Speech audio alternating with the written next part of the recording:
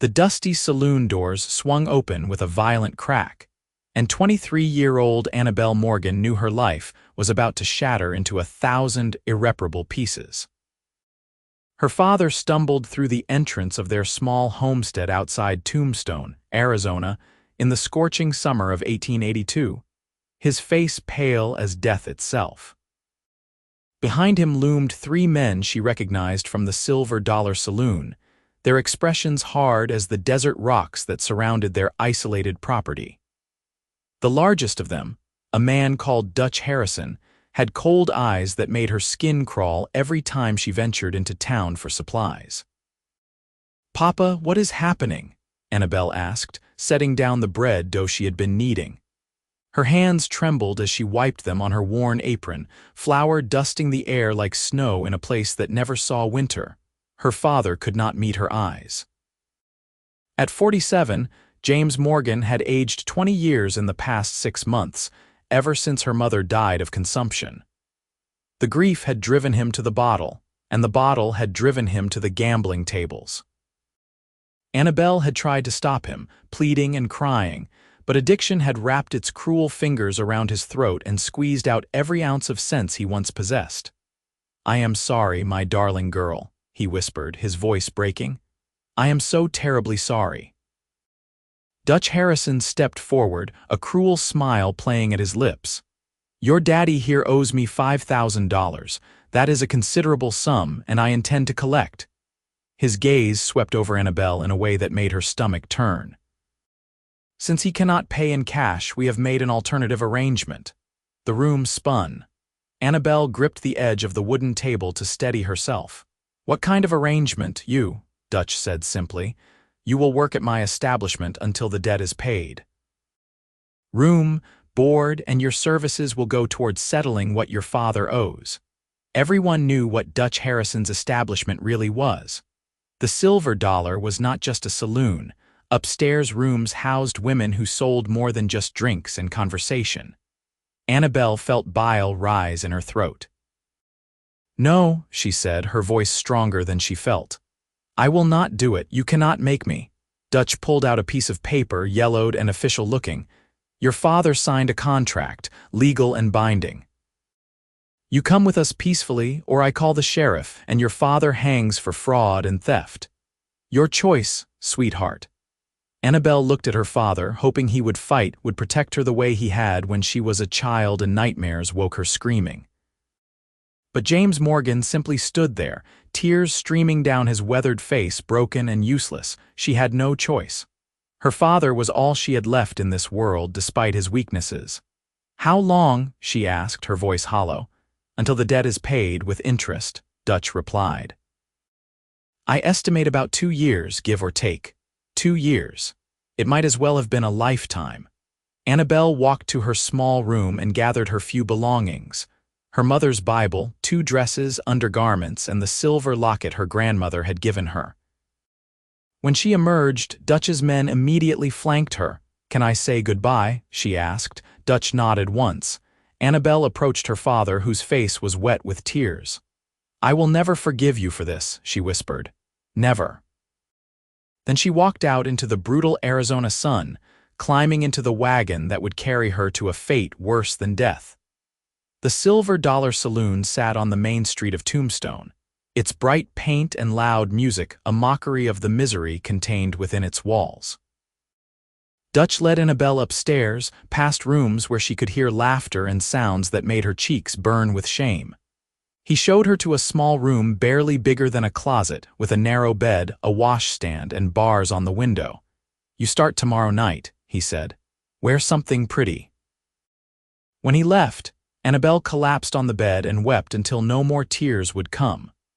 She prayed to a God she was no longer sure was listening, begging for deliverance, for mercy, for anything that might save her from this nightmare. 3 days passed in a blur of terror. Dutch had not yet forced her into the upstairs rooms with customers, instead making her serve drinks in the saloon below. She knew it was only a matter of time. She had seen the way he looked at her, the way he touched her arm when he passed, his fingers lingering too long. He was savoring her fear, drawing out her dread like a cat playing with a mouse. On the fourth night, a cowboy walked into the Silver Dollar who was unlike any man Annabelle had ever seen. He was tall, easily over 6 feet, with broad shoulders and a lean, muscular build that spoke of hard work and long days in the saddle. His hat was pulled low, shadowing eyes that she would later learn were the color of whiskey in firelight, a deep, warm amber that seemed to see straight through to a person's soul. He wore a gun on his hip with the easy confidence of someone who knew how to use it but preferred not to. His clothes were dusty from travel, and when he approached the bar, every man in the room seemed to take notice. Annabelle brought him a whiskey, her hands shaking slightly. "Welcome to the Silver Dollar," she said, the words tasting like ash in her mouth. The cowboy looked at her, really looked at her, and something passed between them that she could not name. His eyes were kind, she realized with a start. In a place like this, kindness was rarer than gold. "Thank you, miss," he said, his voice deep and smooth. "Name is Colton Wade. I am looking for work. You know if anyone around here is hiring ranch hands?" "The McAllister Ranch is always looking for good men," she replied. "About 5 miles north of town." He nodded, sipping his whiskey, but his eyes never left her face. "What is a nice girl like you doing in a place like this?" The question was gentle, not accusatory. Something about his tone made the words spill out before she could stop them. "I am paying off my father's gambling debts." She looked around nervously, afraid Dutch might hear, but he was occupied with a poker game in the corner. Colton's jaw tightened, a muscle twitching beneath his tanned skin. "How much does he owe?" $5,000 plus interest, she whispered. "It is an impossible sum." "And what happens when you pay it off?" he asked, though his tone suggested he already knew the answer. Annabelle could not meet his eyes. "I do not think I will live that long, not with my soul intact." Before Colton could respond, Dutch appeared at her elbow, his meaty hand wrapping around her upper arm with bruising force. "Stop bothering the customers, girl. Get back to work." Colton stood slowly, his chair scraping against the wooden floor. He was a full 3 inches taller than Dutch, and while the saloon owner was thick and heavy, Colton was all lean muscle and coiled danger. "The lady was not bothering me. In fact, we were having a pleasant conversation." Dutch's eyes narrowed. "This is my establishment and she is my property." "You have a problem with that, stranger?" The entire saloon had gone quiet.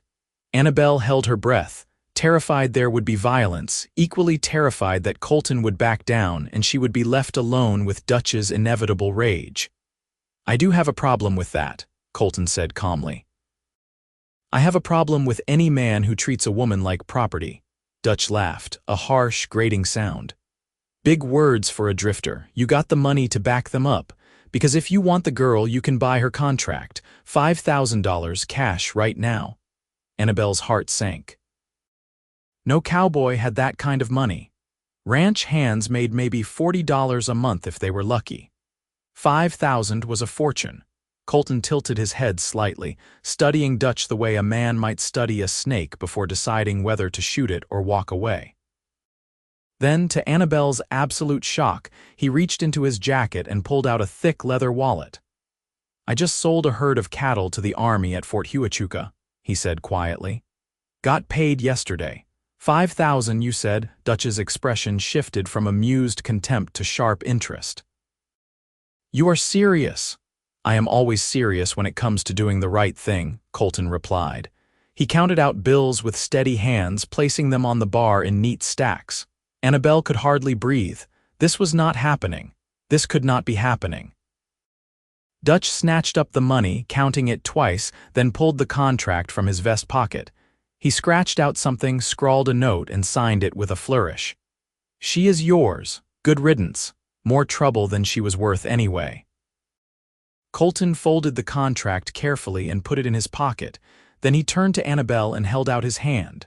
"Come on, miss. Let us get you out of here." Annabelle stared at his outstretched hand as though it were a lifeline thrown to a drowning woman, which, in a way, it was. She placed her trembling fingers in his strong, calloused palm, and he helped her to her feet with a gentleness that made her want to weep. My things, she managed to say. Upstairs. Show me, he said simply. They climbed the stairs together, Dutch's laughter following them. In her small room, Annabelle gathered her meager belongings with shaking hands. She kept expecting to wake up for this to be a cruel dream. But Colton Wade was real, standing in the doorway like a guardian angel wrapped in leather and determination. As they descended the stairs, Dutch called out, "Enjoy your purchase, Wade. Hope she is worth the price." Colton paused, looking back at the saloon owner with such cold fury that Dutch actually took a step back. "She is not a purchase. She is a human being. And if I ever hear you speak about her that way again, contract or no contract, you and I will have a very different kind of conversation." Then he guided Annabelle out into the night air, which had never tasted so sweet. They walked in silence to the edge of town, where Colton had left his horse, a magnificent chestnut stallion named Ranger. He helped Annabelle into the saddle, then swung up behind her, his arms coming around her to hold the reins. She was acutely aware of his warmth, his strength, the steady beat of his heart against her back. "Where are we going?" she asked as they began to ride. "There is a boarding house run by a widow named Mrs. Patterson," he said. "She is a good woman, respectable. You will be safe there tonight. Tomorrow we can figure out what comes next." "Why did you do that?" The question burst from her like water from a broken dam. "Why would you spend everything you have on a stranger?" Colton was quiet for a long moment, the only sounds the steady clip-clop of Ranger's hooves and the distant howl of a coyote. "When I was 14, he finally said, "my mother was in a situation not unlike yours. My father had died and we had nothing. A man offered to help her, but his help came with expectations she could not bear. She killed herself rather than submit to him." Annabelle's breath caught in her throat. "I swore that day," Colton continued, his voice rough with old pain, "that if I ever had the means to help a woman in that position, I would. Money can be earned again. A life, a soul, those cannot be replaced." Tears streamed down Annabelle's face, but they were different from the tears she had cried in that miserable room above the saloon. These were tears of relief, of gratitude, of something she could not quite name, but that felt like hope stirring in her chest for the first time in days. Mrs. Patterson's boarding house was a tidy white structure with flower boxes in the windows and a porch that wrapped around the front. The widow herself was a plump woman in her 50s with shrewd but kind eyes. She took one look at Annabelle's tear-stained face and drawn expression, then at Colton's protective stance, and seemed to understand immediately. "Come in, child," she said, ushering Annabelle inside. "Mr. Wade, you can stable your horse in the barn out back. I will have a room ready in just a moment." Colton tipped his hat. "Thank you, ma'am. I will pay for a month in advance." "That will not be necessary," Mrs. Patterson said firmly. "You have done enough. This one is on the house." When Colton had left to tend to Ranger, Mrs. Patterson drew Annabelle into the warm kitchen and sat her down with a cup of tea and a thick slice of bread with butter. "You do not have to tell me what happened," she said gently. "But you are safe here, I promise you that." Annabelle found herself telling the story anyway, the words pouring out in a rush. Mrs. Patterson listened without interruption, her expression growing darker as the tale unfolded. When Annabelle finished, the older woman reached across the table and squeezed her hand. "Your father is a weak man," she said bluntly. "But Colton Wade is not. He is one of the good ones, and those are rare as hen's teeth in this territory. You listen to me, child. That man did not just buy your freedom tonight. He gave you back your life. Do not waste it."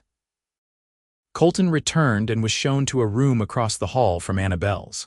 As Mrs. Patterson left them, an awkward silence fell. They stood in the narrow hallway, the reality of their situation settling over them like dust after a sandstorm. "I do not know how to thank you," Annabelle said quietly. "I owe you everything." Colton shook his head. "You owe me nothing. That contract is yours." He pulled the folded paper from his pocket and held it out to her. "You are free, no debt, no obligation." Annabelle took the contract with trembling hands, staring at the document that had represented her enslavement. "What will you do now? You spent all your money." He smiled, a lopsided grin that made her heart do a strange flip in her chest. "I am a cowboy, I will find work." "The McAllister Ranch is hiring, like you said, I will be fine." "But $5,000, she protested. "That is a fortune, it will take you years to earn that back." "Then it will take years," he said simply. "Get some rest, Annabelle, you have been through an ordeal." "Tomorrow will be better, I promise." He turned to go into his room, but she called out, "Colton." He looked back, his hand on the doorframe. "Thank you," she said, putting every ounce of feeling she possessed into those two words. "Thank you for seeing me as a person, not property. Thank you for caring when you had no reason to. Thank you for being the answer to prayers I had stopped believing would be heard." His expression softened, and for a moment, something passed between them again, that unnamed connection that hummed like electricity in the air. "Sleep well, Annabelle," he said gently, then disappeared into his room. Annabelle lay in the comfortable bed Mrs. Patterson had prepared, staring at the ceiling, her mind racing. She knew she should be exhausted, but sleep felt impossible. Every time she closed her eyes, she saw Colton's face, the determined set of his jaw as he counted out that money, the fury in his eyes when Dutch had called her property. She had never met anyone like him. In her limited experience, men took what they wanted and justified it however they could. But Colton had given everything and asked for nothing in return. She thought about what Mrs. Patterson had said. Do not waste it. This second chance at life, this unexpected gift of freedom, what would she do with it? She had no money, no prospects, no family worth returning to. The thought of her father made her stomach turn with a complicated mix of anger and pity. He had sold her, but he was still her father. The man who had taught her to read, who had carried her on his shoulders when she was small, who had loved her mother with a devotion that had ultimately destroyed him when she died. But she could not go back. That much was certain. The question was where she would go forward. Morning arrived with brilliant sunshine streaming through her window. Annabelle washed her face in the basin and changed into her only other dress, a simple blue cotton that her mother had made 2 years ago. It was faded but clean, and she pinned her long brown hair up as neatly as she could manage without a proper mirror.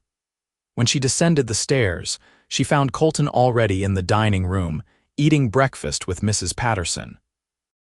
He stood when he saw her, pulling out a chair with the easy manners of someone raised properly despite the rough life of a cowboy. "Good morning," he said, his amber eyes warm. "I hope you slept well." "Better than I have in days," she admitted, taking the offered seat. Mrs. Patterson brought her a plate of eggs, bacon, and biscuits that made her mouth water. She could not remember the last time she had eaten a real meal. Over breakfast, they talked. Colton told her about his life, how he had been drifting since his mother's death, working ranches across Texas, New Mexico, and now Arizona. He was 26, had never married, and seemed content with the solitary life of a cowboy. But there was a loneliness in his eyes that Annabelle recognized because she saw it in her own mirror. "What will you do?" Colton asked gently. "Do you have family you can go to?" Annabelle shook her head. "My mother was an only child and her parents are dead." "My father has a brother in California, but I have never met him. I suppose I could write to him, but that seems like charity and I am not sure I could bear it." "What about work?" Mrs. Patterson interjected. "You can stay here as long as you need, but a young woman needs purpose." "I can cook, clean, so," Annabelle listed. "My mother taught me to read and write, which is more than many women can say, but I do not know who would hire me or what I would do." Colton set down his coffee cup with a thoughtful expression. "I am riding out to the McAllister Ranch this morning to see about work. Why do not you come with me? Sam McAllister has a wife, Rebecca, and I heard she was looking for help around the house. Their ranch is one of the biggest in the territory, and they have 4 children. I am sure they could use someone with your skills." Hope flickered in Annabelle's chest. "Do you really think they would hire me?" "Only one way to find out," Colton said with that crooked smile that made her heart stumble. An hour later, they were riding together across the desert landscape, Annabelle once again seated in front of Colton on Ranger. The horse was strong and steady, and Annabelle found herself relaxing into the rhythm of the ride. The morning air was still cool, though she knew by afternoon the heat would be oppressive. Mountains rose in the distance, purple against the endless blue sky, and despite everything she had been through, Annabelle felt a strange sense of peace. "This land is beautiful," she said softly. "It is," Colton agreed. "Harsh and unforgiving, but beautiful, kind of like life, I suppose." "Kind of like you," she said before she could stop herself. She felt him tense slightly behind her. "I am not harsh," he protested mildly. "No," she agreed. "But you are unforgiving when it comes to injustice, and you are definitely beautiful." The words hung in the air between them. Annabelle could not believe she had said something so bold, so forward, but it was true. Colton Wade was the most beautiful man she had ever seen, not just in his physical appearance but in the goodness that radiated from him like heat from a fire. "Annabelle," he said quietly, his breath warm against her ear, "I need you to understand something. I did not free you so you would feel obligated to me. I do not expect anything from you, not gratitude, not affection, nothing. You are your own person, free to make your own choices." "I know that," she replied, "and that is exactly why I am drawn to you. Because you gave me freedom without conditions, because you see me, truly see me, in a way no one else ever has." His arms tightened slightly around her, pulling her more securely against his chest. "You have been through a trauma," he said carefully. "Your emotions are complicated right now. I do not want you to confuse gratitude with something else." She twisted in the saddle to look at him, her face inches from his. "Do you feel it?" she asked boldly. "This thing between us? Or am I imagining it?" Colton's amber eyes searched hers, and she saw the truth there before he spoke it. "I feel it," he admitted. "From the moment I saw you in that saloon, I felt it, but that does not mean we should act on it. You need time to heal, to figure out who you are outside of what your father did to you." "Maybe," she conceded, turning back around. "But do not ask me to pretend it does not exist. I may be damaged, Colton Wade, but I am not blind." The rest of the ride passed in charged silence, both of them acutely aware of the other, of the growing connection that neither could deny but both were afraid to fully acknowledge. The McAllister Ranch was impressive, with a large main house, several outbuildings, corrals full of horses, and cattle grazing across thousands of acres of rangeland. Sam McAllister himself came out to greet them, a tall man in his early 40s with a weathered face and shrewd eyes. Colton introduced himself and explained he was looking for work. Sam looked him over, assessing him the way a man might assess a horse he was thinking of buying. "You know cattle? Raised around them my whole life," Colton replied. "Can rope, brand, break horses, fix fences, whatever needs doing." "Can you follow orders and work hard?" "Yes, sir," Sam nodded. "I can pay $40 a month plus room and board in the bunkhouse. Interested?" "Yes, sir, I am," Colton said. Then he gestured to Annabelle. "My friend here is looking for work as well. I understand your wife might need help with the house and children." Sam's expression softened as he looked at Annabelle. "Let us go talk to Rebecca. Fair warning, though, my wife is particular about who she lets around our children." Rebecca McAllister was a handsome woman with graying blonde hair and a no-nonsense demeanor. She listened as Annabelle explained her skills, asking sharp questions about everything from cooking to reading to whether Annabelle knew anything about tending sick children. Annabelle answered honestly, not trying to embellish her abilities but not selling herself short either. Finally, Rebecca smiled. "I like you. You are honest, and that is rare. I can offer you $30 a month plus room in the main house. You would help with cooking, cleaning, mending, and watching the children when I need to help Sam with ranch business. Does that sound acceptable?" "Yes, ma'am," Annabelle said, relief flooding through her. "That sounds more than acceptable. It sounds like a blessing." Rebecca's smile widened. "Good. When can you start?" "Right now, if you need me." "Then welcome to the McAllister Ranch, Annabelle." As Colton settled into the bunkhouse with the other ranch hands and Annabelle moved into a small but comfortable room off the kitchen, they both felt as though they had found a haven. The work was hard but honest.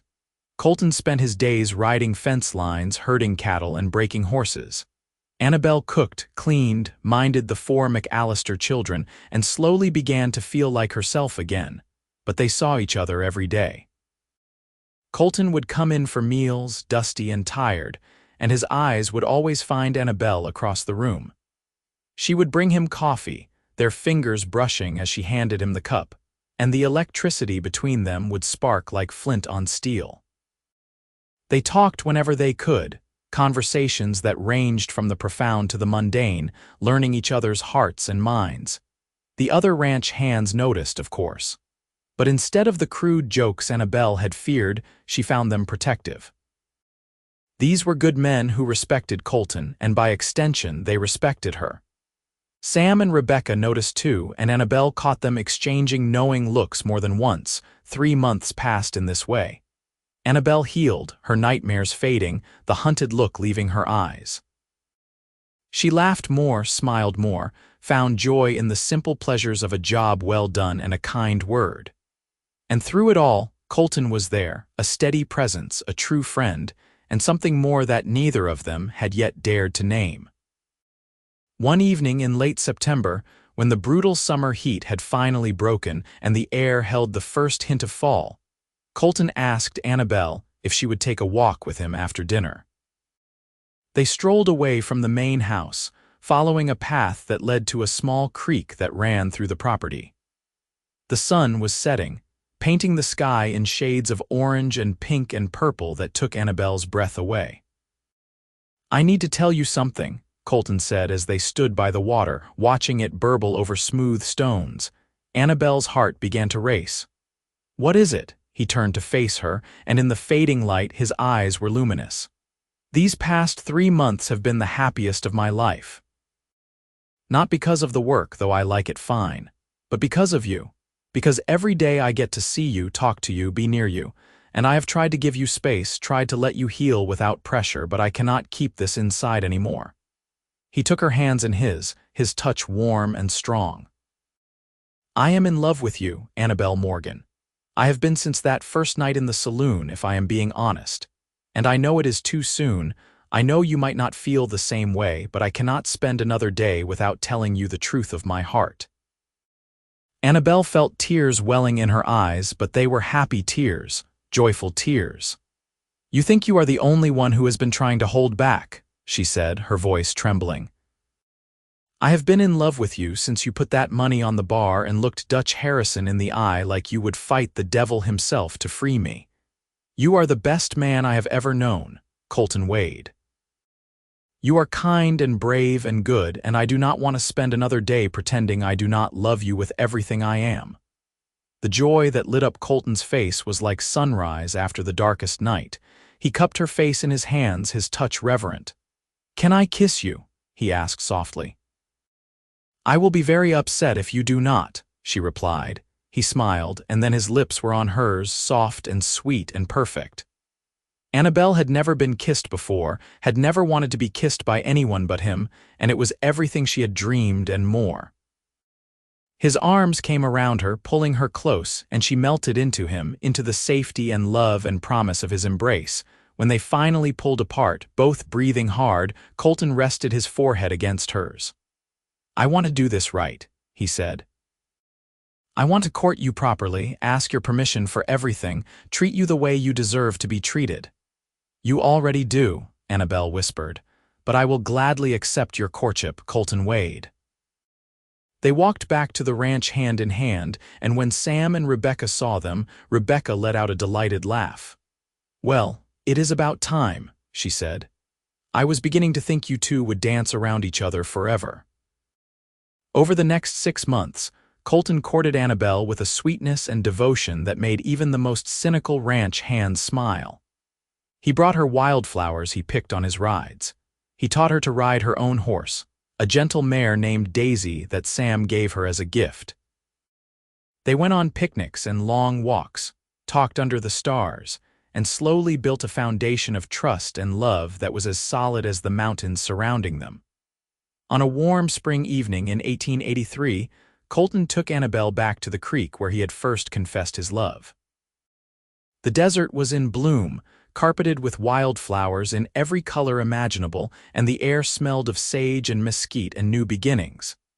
"Annabelle," he said, getting down on one knee in the grass, "I do not have much to offer you. I am just a cowboy with a bunkhouse bed and a horse. But I have a heart that is completely and utterly yours, and I swear to you that I will spend every day of my life making you happy, keeping you safe, and loving you with everything I am. Will you marry me?" He held out a ring, simple silver with a small turquoise stone, the best he could afford on his salary. To Annabelle, it was more beautiful than the finest diamond. "Yes," she said through happy tears. "Yes, 1,000 times yes." He slid the ring onto her finger, then stood and swept her into his arms, spinning her around as she laughed with pure joy. When he set her down, he kissed her deeply, pouring all his love into that single perfect moment.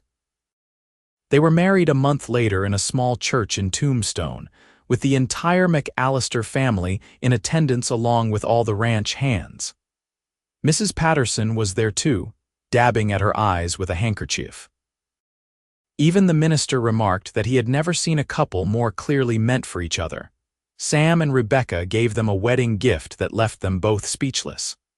A small piece of land on the edge of the ranch property, with permission to build a house and run their own cattle. "You are family now," Sam said gruffly, "and family looks after family." Colton and Annabelle built their home together, quite literally. With help from the other ranch hands, they raised a sturdy house with 2 bedrooms, a kitchen, a parlor, and a porch where they could sit and watch the sunsets. It was not grand, but it was theirs, paid for with honest work and built with love. Their first year of marriage was blissful. They worked hard, building their small herd, improving their land, making their house a home. Annabelle had never been happier. She woke every morning in Colton's arms, spent her days working beside him, and fell asleep each night grateful for the miracle of their love. But there was one shadow that Annabelle could not quite shake: her father. She had not seen or heard from James Morgan since the day he sold her. Part of her hated him for what he had done. But another part, the part that remembered the father he had been before grief and addiction destroyed him, could not quite let go. One afternoon, about a year after their wedding, Colton found Annabelle sitting on their porch, staring at a letter she had been trying to write for hours. "What is wrong, love?" he asked, settling beside her and pulling her against his side. "I have been trying to write to my father," she admitted. "I do not even know if he is still alive or if he is still at our old homestead, but I feel like I need to tell him that I am all right, that I am happy. Does that make me foolish?" Colton was quiet for a moment, his hand running up and down her arm in a soothing rhythm. "It makes you a good person," he finally said. "He does not deserve your forgiveness, but if you need to give it for your own peace, then that is what you should do." Annabelle leaned into him, drawing strength from his solid presence. "Would you come with me? To see him, of course," Colton said without hesitation. "Wherever you need to go, I will be right beside you." They rode out to the old Morgan homestead the following week. It was just as Annabelle remembered, though more run down, the fence sagging and the garden overgrown with weeds. The door stood open, hanging crookedly on its hinges. Inside they found James Morgan, but he was a shell of the man Annabelle had known. He was painfully thin, his hair completely white, his hands shaking with the tremors of alcohol withdrawal or illness or both. When he saw Annabelle, he let out a sound somewhere between a sob and a gasp. "Anna," he whispered, using the nickname he had called her as a child. "Is it really you?" Annabelle felt Colton's hand squeeze hers, giving her courage. "It is me, Papa." James began to weep, great heaving sobs that shook his frail body. "I am so sorry," he choked out. "I am so terribly, horribly sorry. I have thought of nothing else every day, what I did to you, what I stole from you. I do not expect forgiveness. I just want you to know that I am sorry." Annabelle looked at this broken man, and though the hurt was still there, she found that the sharp edge of her anger had dulled. "I know you are, Papa," she said quietly, "and I forgive you." James looked up at her with disbelief in his red-rimmed eyes. "How, after what I did?" "Because holding onto that anger was poisoning me," Annabelle said, "and because someone taught me that mercy is more powerful than judgment." She looked at Colton as she spoke, and he smiled at her with such love that her heart felt too full for her chest. They cleaned up the homestead, stocked the larder with food, and arranged for a doctor to come see James. The doctor said he had consumption like Annabelle's mother, and likely did not have long to live. Over the next few months, Annabelle visited him regularly, bringing food and medicine, talking with him about small things and large things, slowly rebuilding a tentative relationship. James met his end peacefully one cool November evening with Annabelle holding his hand. His last words were, "Thank you for forgiving me. Tell that husband of yours he is the best thing that ever happened to you." "I know he is," Annabelle whispered. "I know." She grieved, but it was a clean grief, uncomplicated by regret or unresolved anger. She had made peace with her father before he died, and that was a gift she would treasure forever. Life continued its forward march. Colton and Annabelle's ranch prospered. They were not wealthy, but they were comfortable, and more importantly, they were happy. 2 years after their wedding, Annabelle gave birth to a son they named James Colton Wade, honoring both their fathers. He had Colton's amber eyes and Annabelle's dark hair, and he was the joy of their lives. 18 months later, a daughter arrived, whom they named Elizabeth after Annabelle's mother.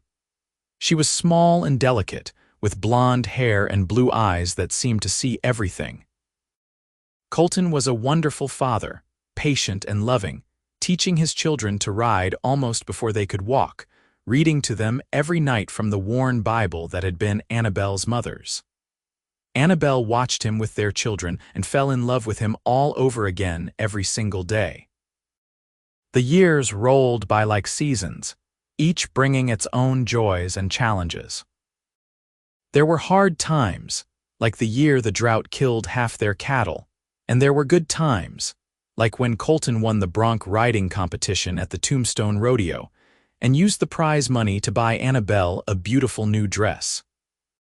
Through it all, their love remained constant, a steady flame that warmed them through every storm. On their 10th wedding anniversary, Colton took Annabelle back to the creek where he had proposed. It was a warm May evening, and the desert was once again carpeted with wildflowers. Their children were spending the night with Sam and Rebecca, giving them a rare evening alone. "Do you remember the first time I brought you here?" Colton asked as they sat on a blanket, watching the water flow past. "How could I forget?" Annabelle replied, leaning against his shoulder. "It was the night you told me you loved me, the night you asked me to kiss you." "You asked me to kiss you," Colton corrected with a laugh. "You said you would be very upset if I did not." "Well, I would have been," Annabelle said, tilting her face up for a kiss, which he gladly gave. When they pulled apart, Colton took both her hands in his. "I want you to know something," he said seriously. "These 10 years with you have been the greatest blessing of my life.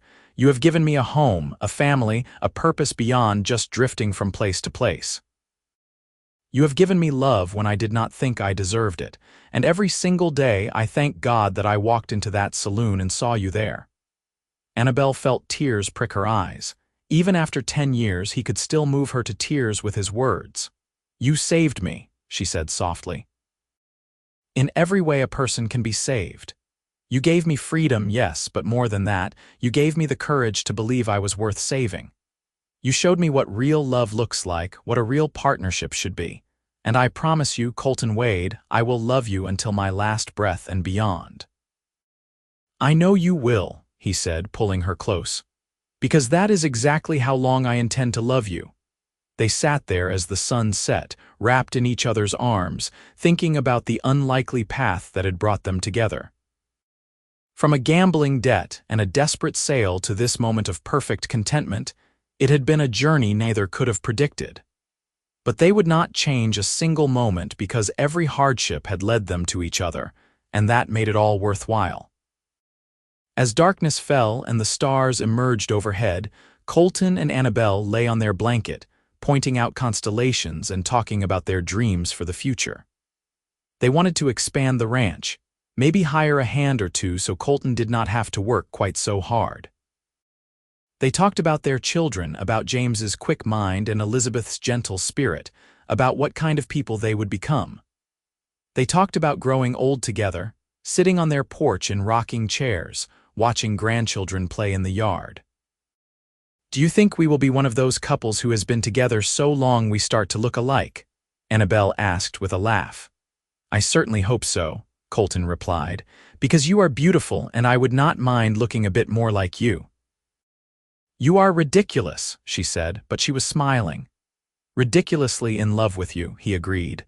They rode home under the stars, taking the long way, savoring this time alone together.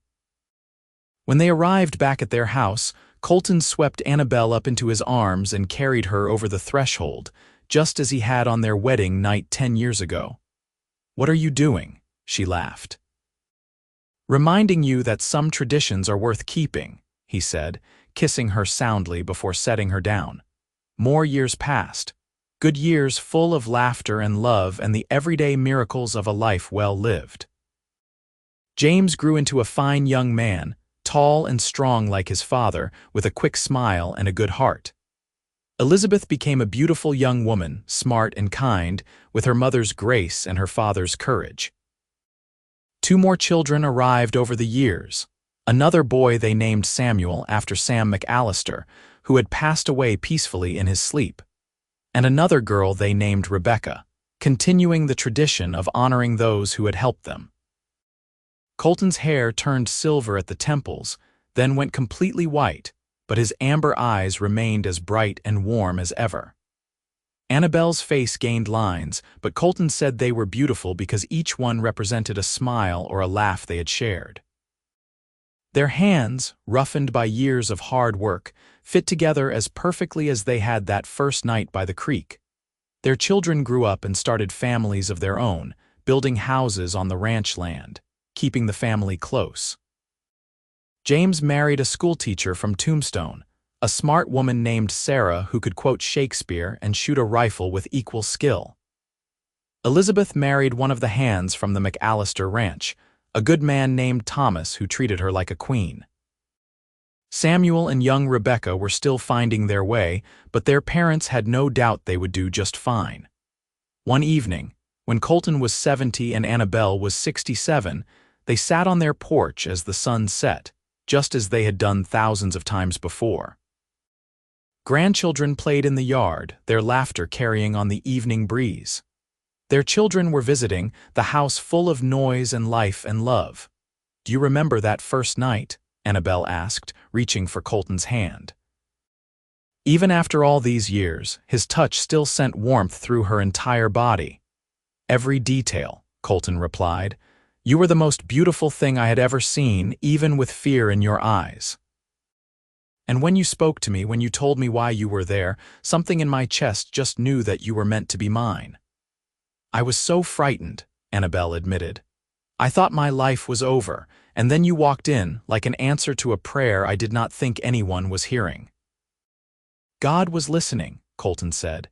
"He brought me to that saloon at exactly the right time, 5 minutes earlier or 5 minutes later, and I would have missed you, but I did not miss you, and I got to spend almost 50 years loving you. That is a gift beyond measure." Annabelle leaned her head on his shoulder, feeling the steady rise and fall of his breathing. "When I was young, I thought love was supposed to be wild and passionate like in the novels, and it was at first. But this, what we have now, this quiet contentment, this deep knowing of each other, this is even better. This is what love is supposed to be. This is what love becomes when you are lucky enough to find the right person," Colton agreed. "Wild passion fades, but this just gets stronger." They sat in comfortable silence, watching the sun paint the sky in brilliant colors, listening to their grandchildren play, feeling the peace that comes from a life lived fully and well. Inside the house, their children were preparing dinner, the sounds of cooking and conversation drifting out to the porch. "You have any regrets?" Annabelle asked, Colton thought about it seriously, as he always did when she asked him important questions. "I regret that I could not save my mother," he said quietly. "I regret that your father hurt you the way he did. I regret every moment you have ever spent in pain or fear or sadness. But as for my life with you, as for the choices I made that brought us together, I do not regret a single thing. Not even spending every penny I had to buy that contract. Best $5,000 you ever spent," Annabelle teased. "Best $5,000 anyone ever spent," Colton replied firmly. "It bought me you and our children and our grandchildren and this life. I would spend it again 1,000 times over." Annabelle kissed him, a soft press of lips that held 50 years of love and partnership and devotion. "I love you, Colton Wade, today, tomorrow, and always. I love you too, Annabelle Wade, with everything I am." As the stars began to emerge overhead and their family called them in for dinner, Colton and Annabelle rose from their chairs, hand in hand, and walked into the warm, bright house filled with the people they loved most in the world. It had been a long journey from that dusty saloon in Tombstone to this moment of perfect happiness, but every step had been worth it. Because sometimes, the worst moments of our lives lead us to the very best things, and the darkest nights make us appreciate the dawn all the more. And as Annabelle looked around the table at her husband, her children, her grandchildren, all the beautiful, complicated, messy wonder of the family they had built together, she knew with absolute certainty that she was exactly where she was meant to be. She had been sold to pay a debt, but a cowboy had freed her and asked for her heart, and in giving it to him, she had found everything she never knew she needed. Their love story became legend in Tombstone, passed down through generations. People spoke of the cowboy who spent his fortune to save a woman he had just met, and the love that blossomed from that single act of courage and kindness. It was a reminder that even in the harsh, unforgiving landscape of the Wild West, love could not only survive but thrive, as enduring as the desert itself. Colton and Annabelle lived many more years, growing old together with grace and gratitude, their love never dimming but growing richer and deeper with each passing season. And when their time finally came, many years later, they left behind a legacy not of wealth or fame, but of something far more valuable. A family built on love, integrity, and the unshakable belief that every person deserves to be seen, valued, and cherished. Their grandchildren and great-grandchildren would sit on that same porch decades later, telling the story of how it all began, of the gambler's daughter and the cowboy who saved her, of the love that conquered fear and shame and gave birth to something beautiful and eternal. And every person who heard that story would walk away believing, even if just for a moment, that true love really does exist, that heroes are real, and that sometimes, against all odds, people get the happy ending they deserve.